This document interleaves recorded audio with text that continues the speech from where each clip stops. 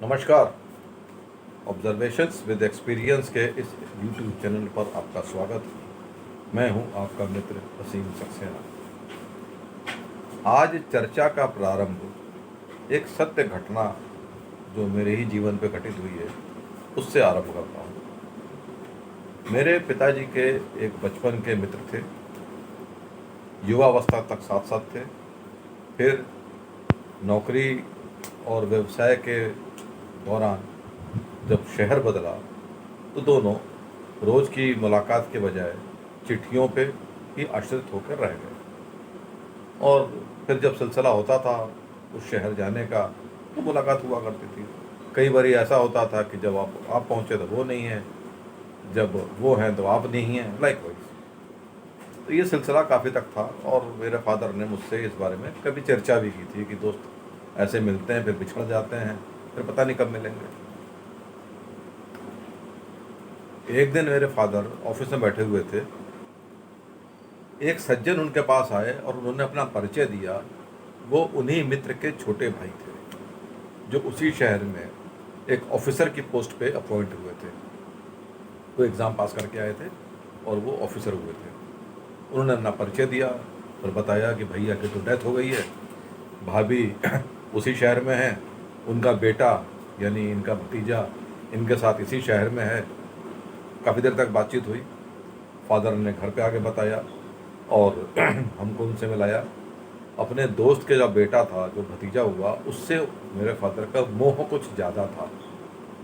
इस वजह से मेरा भी उसके साथ परिचय बन गया। मेरा आना जाना उनके यहाँ शुरू हो गया। दो परिवार मिल गए और मैं उनको अपना सगा चाचा ही मानता था। इतना तो ठीक है।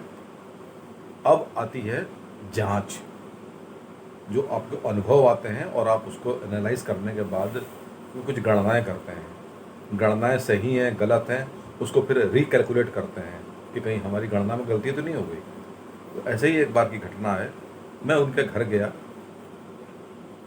संडे का दिन था, तो शाम को 3:30-4-5 बजे का टाइम रहा होगा।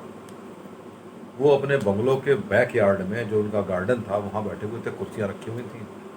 और उसी भतीजे ने आके दरवाज़ा खोला, जिसको मैं अपना छोटा भाई मानने लगा था। वो मेरे को अंदर ले गया, वो भी मेरे को देख के खुश हो गया, भैया आ गए। और हम जाके वहाँ बैठ गए।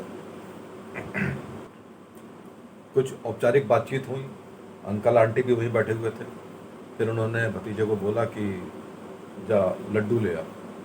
वो अंदर गया, वो लड्डू ले आया। फ्रिज में से ठंडा लड्डू था, बड़ा सा मोतीचूर का। एक ही लड्डू आया था, पानी का गिलास भी आ गया था। तो मैंने वैसे ही नॉर्मल पूछ लिया, आप लोग नहीं खाएंगे? तो आंटी ने बोला कि नहीं, ये तुम्हारे लिए रोक के रखा हुआ है, हम खा चुके हैं। तो मेरे को बड़ी खुशी हुई, चलो मेरा ये लोग इतना ध्यान रखते हैं, मेरे लिए लड्डू बचा कर रखा हुआ है। ठीक। इसके पहले कि मैं लड्डू को उठाता, कोई और मिलने वाला आ गया, जो मेरे ही स्कूल के किसी दूसरे सेक्शन में मेरी ही क्लास का एक स्टूडेंट था। उसकी जो अवभगत हुई उसमें कुछ मिठास ज़्यादा मैंने महसूस की। ये मेरा ज़िंदगी का पहला तजुर्बा था जब मैंने क्लासिफिकेशन और एनालिसिस करना शुरू किया, जो ईश्वर ने मेरे को ज्ञान दिया। मैंने महसूस किया अवभगत तो मेरी भी हुई थी, लेकिन इसकी अवभगत में कुछ लल्लो चप्पो ज़्यादा है। वो शायद उनके किसी साथ का या ऑफिसर का लगा था। बैठे बातचीत करते रहे। उसने मेरे से भी दोस्ती थी तो जानते थे एक दूसरे को, हेलो हाय हुई। फिर उसके लिए अंदर से काजू और किशमिश आए। अभी तक जो वो लड्डू मेरे को मीठा लग रहा था, कड़वा लगने लग गया। मेरे लिए काजू किशमिश क्यों ना आए? मेरे लिए बचा के लड्डू रखा गया था। एनीवे, इस बीच में वो जो भतीजा था वो मेरे को भतीजा कम नौकर ज़्यादा नज़र आया। उसके भी आंखों के अंदर अपनी चाची और चाचा का डर था। इस चीज़ को मैंने वहाँ नोटिस किया और मैंने महसूस किया कि जो रिश्ता मैं समझ रहा था बराबरी का, वहाँ बराबरी का स्तर मेरा नहीं था, मैं लोअर ग्रेड का था। उन्होंने मेरे को भतीजे यानी नौकर का स्थान दे दिया था। बिठा जरूर लिया था, लेकिन मैं उनकी नज़रों में नौकर के दोस्त जैसे ज़्यादा नहीं था वो उनका भतीजा, बड़े भाई का लड़का, लेकिन उनकी नज़रों में, या जो भी होता है, फादर ना हो तो फिर स्थिति ऐसी ही हो जाती है। ये मेरा पहला तजुर्बा था कि जब मैंने रिश्तों के अंदर पक्षपात महसूस किया, दिखावे की मिठास, अंदर से एक औपचारिकपन। ये मेरा ज़िंदगी का पहला तजुर्बा था। मैं 7वीं 8वीं क्लास में पढ़ता हूँ उस मौके पे मैंने अनुभव किया, और उसके बाद से मैंने उनके यहाँ जाना बंद कर दिया। मैं समझ गया कि इस लड़के के साथ यहाँ पे प्रताड़ना है। हम कुछ कर तो सकते नहीं थे। उनके फादर को बोलते, और फादर अगर उधर बोलते, किसी भी तरीके से अगर बोला जाता तो उस बच्चे की पिटाई और ज़्यादा होती। हम कुछ कर नहीं सकते थे। ऐसी ही स्थितियाँ होती हैं हमारे जीवन में लोगों के साथ। हम किसी के साथ बहुत अच्छा व्यवहार करते हैं, लेकिन आवश्यक नहीं कि वो भी हमको उसी नज़रिए से देखे। हो सकता है उसने भी हमको खाली एक वोट बैंक के हिसाब से हाथ जोड़ने वाला रखा हो कि जब ज़रूरत पड़ेगी तो इससे काम ले लेंगे, नहीं तो इसको साइड में रख दो। रिश्तों के अंदर जो मतलबीपन होता है, इसकी जांच बहुत ज़रूरी है। इससे हम अपनी सुरक्षा कर सकते हैं लुटने से। हम भाव विभोर होके, भावपूर्ण होके लुटने को तैयार हो जाते हैं। हम अपनी ओर से 100% से ज़्यादा देने का प्रयास करते हैं कि उसको तकलीफ़ ना हो, लेकिन रिटर्न में हमको एक नेग्लेंसी मिलती है। हमको एक वो अपरायापन, अपरिचितपन और एक पक्षपातपूर्ण रवैया मिलता है। रिटर्न हमको वो नहीं मिलती जो मिलनी चाहिए। तब हमको लगता है कि हमारे साथ चीटिंग हुई है। इस चीटिंग को समझने में हम काफ़ी समय व्यर्थ कर चुके होते हैं, काफ़ी टाइम हम खराब कर चुके होते हैं। और एक जरा सी घटना पे एक झटका, इसका मतलब आपके दिमाग में तो पहले से पक रहा था कि इनको हमने वो स्थान नहीं देना है, और हम बेमतलब आपको ढो रहे थे। तो ये जो ढोने वाली स्थिति होती है, ये हमको जीवन में बड़ा नुकसान और ठेस पहुंचाती है।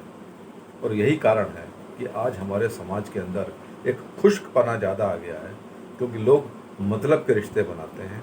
मतलब पूरा हो जाए तो पहचानते नहीं हैं। इलेक्शन मांगते समय तो वोट मांगने के लिए तो बड़ा पहचानेंगे, बाद में तो पहचानेंगे भी नहीं।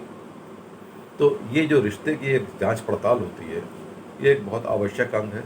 हम जितनी जल्दी उस रस को अपने विचारों से, अपनी गणनाओं से पकड़ लेंगे, हमने रिश्ते नहीं खराब कर रहे हैं, हम भी उसके साथ फिर वैसे ही व्यवहार करेंगे। जैसा मिलेगा वैसा देंगे। तराजू का पलड़ा है। अब हम आपको 100 रुपये का नोट देंगे तो 100 रुपये की सब्जी भी तो चाहिए।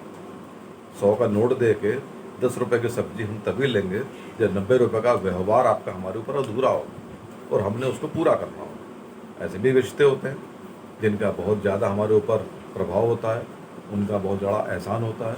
उनकी अगर एक दो गलतियाँ भी हैं तो वो हमारे लिए स्वीकार्य हैं, क्योंकि हमारे अकाउंट में उन्होंने अपने व्यवहार का बैलेंस बना कर रखा है। उनका क्रेडिट बैलेंस है। लेकिन अगर क्रेडिट बैलेंस नहीं है, किसी का डेबिट बैलेंस है, तो विड्रॉ कहाँ से होगा? विड्रॉ तो नहीं होगा। तो ये जो जांच पड़ताल है, ये बहुत आवश्यक अंग है, ताकि हम अपने आप को लुटने से बचा पाएँ। बड़े सारे फ़ोन आते हैं मार्केटिंग के, तो हम सबको सुन लेते हैं। रेड हुआ तो ब्लॉक कर दिया, वो दोबारा परेशान मत करना। हमने अपने हिसाब से चलना है, रिश्तों ने अपने हिसाब से चलना है, और रिश्तों के हिसाब से बैलेंसिंग बनाना, ये हमारा अपना कर्तव्य है। अनुभव तो बाद में आता है जब हम झटका खाते हैं। यही दुनिया है और यही सीख है। यहाँ तक सुनने के लिए बहुत बहुत धन्यवाद। वीडियो पसंद आया हो तो लाइक कीजिएगा, सब्सक्राइब कीजिएगा और कमेंट जरूर कीजिएगा। आपका दिन शुभ हो। नमस्कार।